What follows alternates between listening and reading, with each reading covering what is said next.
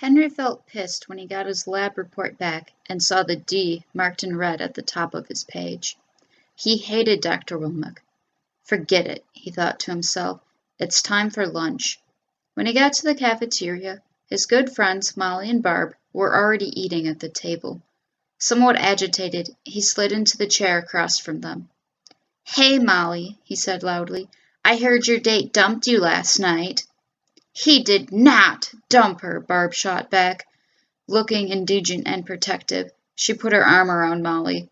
"No, he's right," Molly interjected, "but it was for the best.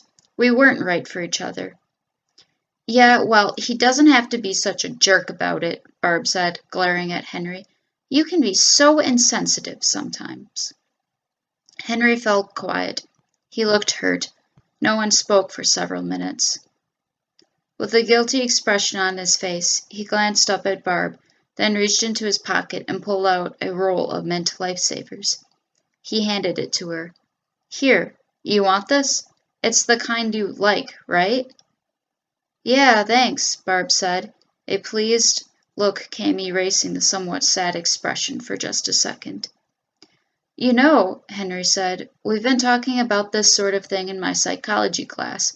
When people are criticized or rejected, they experience it as, the deconstruction of the interjected good parent. In fact, I was just writing a paper about it." "Huh?" Barb and Molly looked confused. "Oh, never mind," Henry mumbled. He began tapping his fingers on the table. Molly continued eating while Barb studied his nervous behavior. He couldn't help but notice her stare and the serious look on her face. "What's the matter, Barb? Are you depressed or something?" "No, I'm just wondering what's going on with you."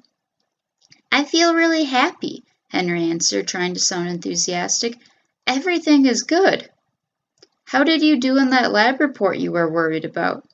Henry immediately stiffened up. "I got a D," he said matter-of-factly. "Oh, shoot," Barb and Molly both said in unison. "You must be so upset." "I guess so," he said, without any emotion in his face, almost casually. "Oh, come on," Barb answered. "You've been worried about that report for weeks. Don't act like it's nothing. Don't give us that blank look of yours." "Oh, yeah? Well, how about I give you some of this?" Henry answered, and he reached for the potato chips on Molly's plate and threw them at Barb.